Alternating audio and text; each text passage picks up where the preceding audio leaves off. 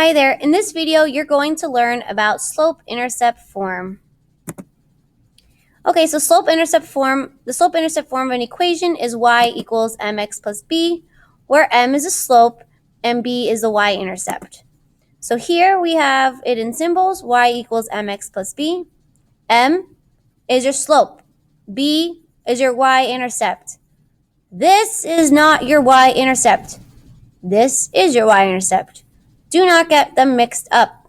Do not get them mixed up. Again, this is not your y-intercept. This is your y-intercept. So m is your slope. So this 2 is in the m position here, so that's your slope. This 1 is in the b position, that's your y-intercept. Okay, so your slope-intercept form, y equals mx plus b. M is the slope again, b is your y-intercept, and in case we don't remember what a y-intercept is, a y-intercept is where the line crosses the y-axis.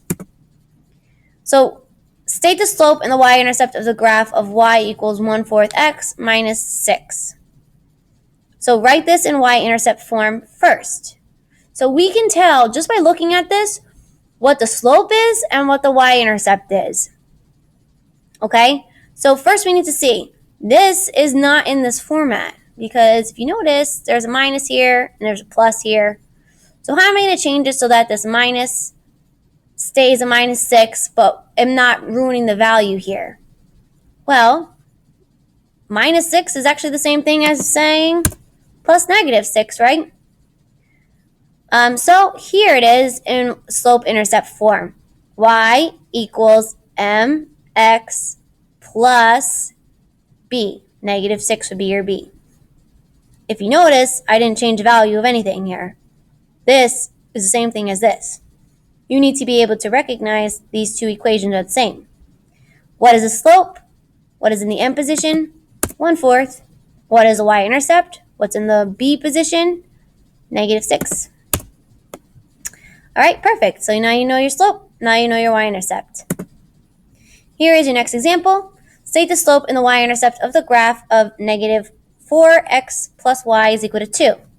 We're going to write this in y-intercept form. So I need to change this to this. One thing you'll notice is you need to get y isolated. So how am I going to isolate this y when I have this negative 4x on this side? Simple. How do I get rid of 4x, negative 4x on both sides? Add 4x on both sides. Remember our equations. If I want to isolate y, I need to add 4x on both sides, and then I'm going to get y is equal to 4x plus 2. You could get 2 plus 4x, but you just need to flip them to get it to be 4x plus 2. Make it so that it's in the mx plus b position. Okay? Again, this is the same thing as this. All I did was I found the way to isolate the y on the one side. I have to figure out how to get this to be in this format. And that's all I did. All I did was add 4x on both sides to get to isolate my y. What is the slope? What's in the m position? 4. What's my y-intercept? What's in the b position? 2.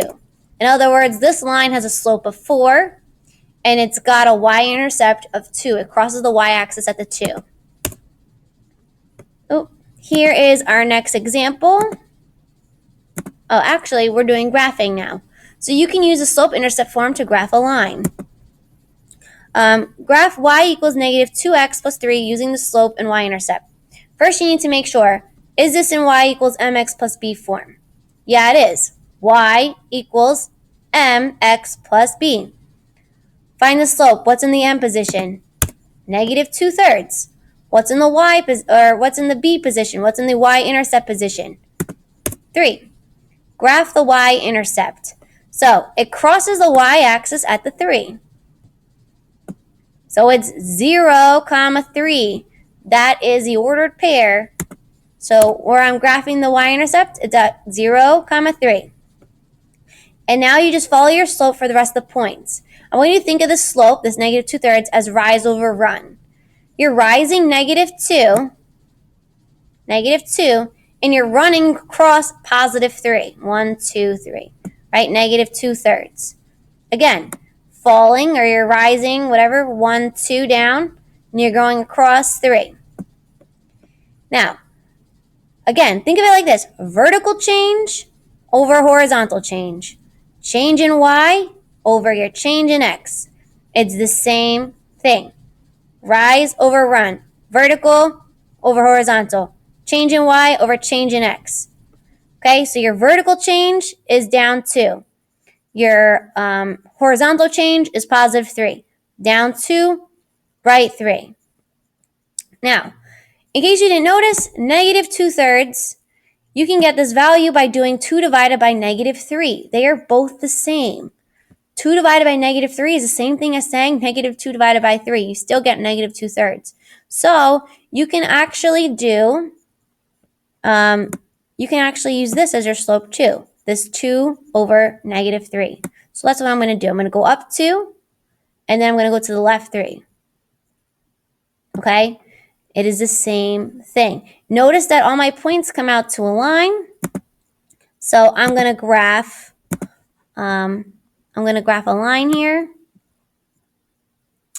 And you want to just make sure that you have arrows on either side of your line because a line goes through infinity. So a line is actually never ending. Okay? So once you have your arrows on either side, it goes to show that it continues on forever in both directions. Now we have our next slide. So here's our next slide. A typical leopard gecko is 3 inches long at birth and grows at a rate of about 1/3 inch per week for the first few months. The total length of a leopard gecko Y after X weeks can be represented by Y equals 1/3 X plus 3. Make sure this is in y-intercept form. Yeah, it is. Y equals mx plus b.